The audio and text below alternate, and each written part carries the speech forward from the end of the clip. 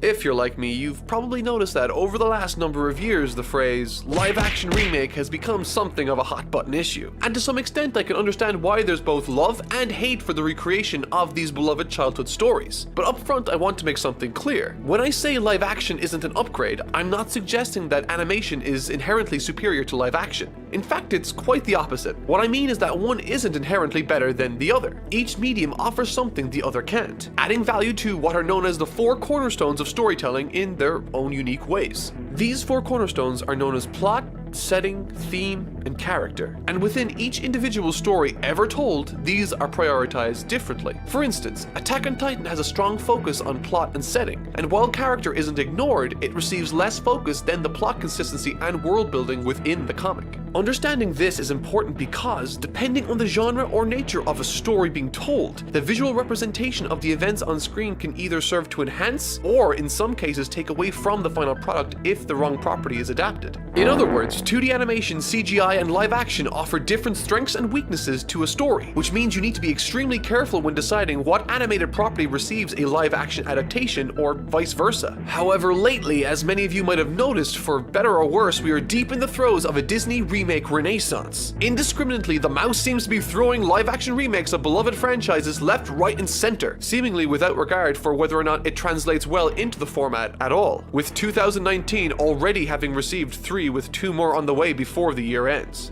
But why do people have a problem with this? Well, it seems to be the case that classic films are being chosen not because they'd benefit from the live-action format, but because they're popular. As I said, different stories ask for different things from its visuals, and if the story that's being told is focusing on aspects that are not enhanced by the visuals, you get something like this.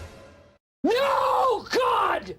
Now, this is not to suggest that live-action remakes or reimaginings are a bad idea. In fact, I think with the right properties, they are a great idea and have a chance at being superior to the originals if chosen for the right reasons and done correctly. As I said, the 4 major components for any story are a unique combination of plot, setting, theme, and character. If an animated feature deals with a gritty, realistic world of human characters, it stands to reason a live-action adaptation could add to these areas of the film in ways animation could not. However, there is a massive problem. A stigma that animation hasn't been able to shake in decades. At this moment in time, the mainstream belief is that live action is an objective improvement, higher quality, and for all ages. All the while, the unique advantages animation provides us with are being ignored or forgotten, simply cast aside as something for children. Let's talk about The Lion King.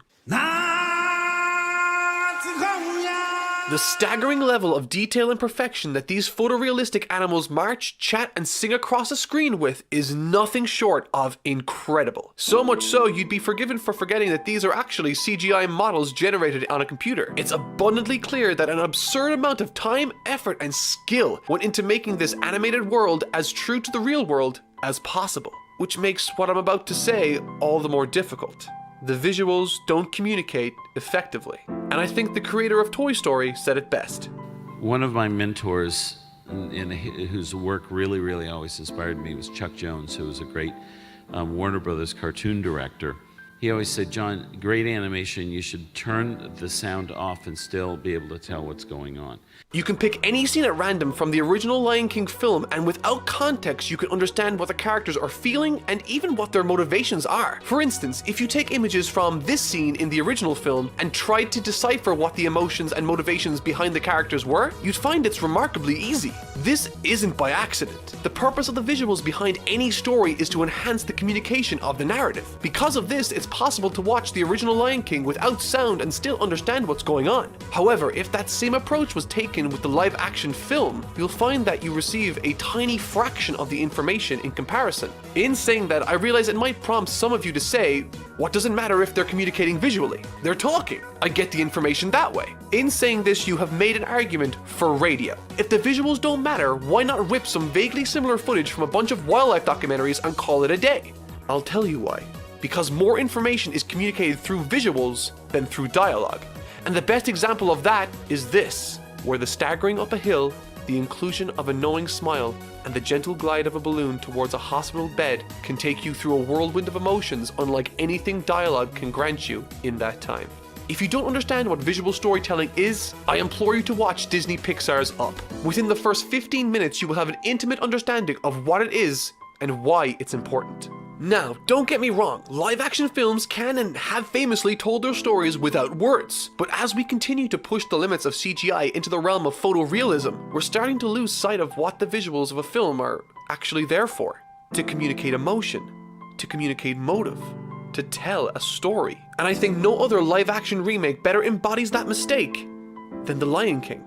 In order to overcompensate for its lack of expression, the character models in The Lion King are forced to express themselves through body language. Funnily enough, for the exact same reasons the Power Rangers overact when they're in their ranger suits, because their faces cannot be seen. Additionally, in scenes that would utilize an abundance of color to emphasize the fantastical imagination and naivety of a character's youth, this photorealistic aesthetic is forced to downplay these moments in an effort to make it more uniform with the rest of the production. The result is something much less visually striking and interesting, and doesn't serve the character and setting as effectively as the animated Lion King did. The more I analyze this film's use of CGI photorealism, the more it makes me realize that it's less an effective storytelling device and more so an impressive tech demonstration. Something that will have people say, "Man, that looks gorgeous!" And it is gorgeous and impressive and all the other things people have been saying online about it, but it's not a good storytelling device, exhausting everything it has to offer in the first act's admittedly gorgeous opening sequence. However,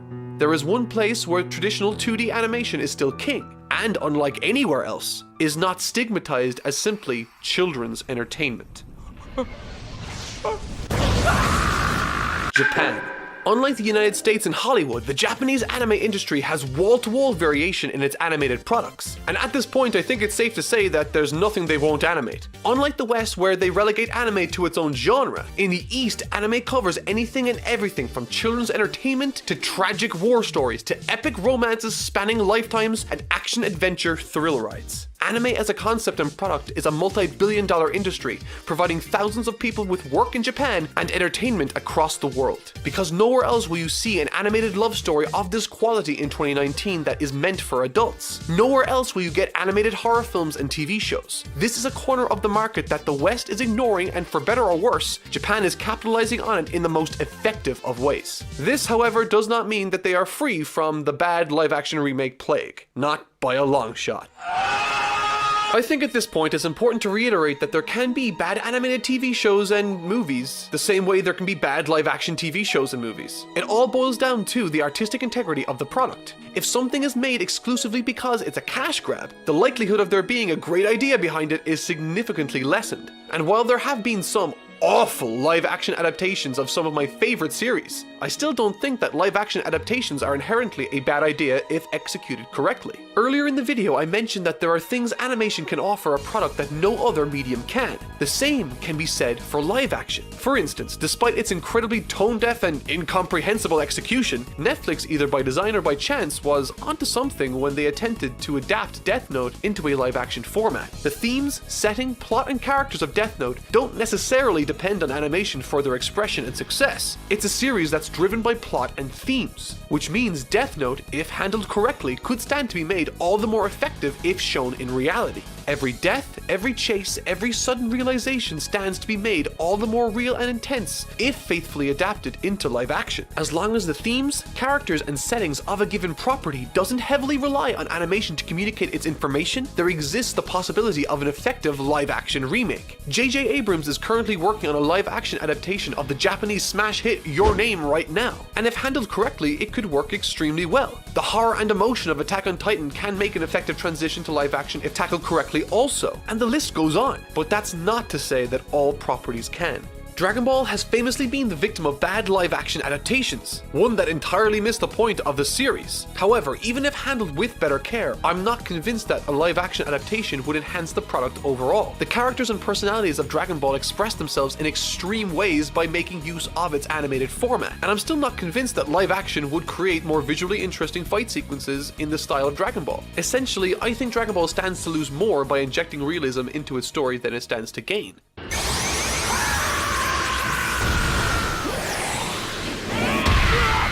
Our imaginations know no limits. New innovative ways of telling stories are being created all the time. And in this fast-paced world where we are amazed and looking forward to the opportunities and possibilities the future holds, I think it's important to not cast aside what once was. Animation offers possibilities no other medium can. It can bring you into the mind of a young kid, the spirit of a warrior, and the body of your favorite creature. But as years pass by, it seems to be fading into the background more and more. And so as future technologies are being invented and upgraded by the day, it's important to not mistake the past as inferior. Only in understanding and appreciating that every medium offers something unique to its design will film studios be equipped to make the educated decisions necessary to deliver the stories that capture our imaginations. Only then will these questionable decisions become a thing of the past, and only then will our friends, families, and children continue to be transported to infinity and beyond.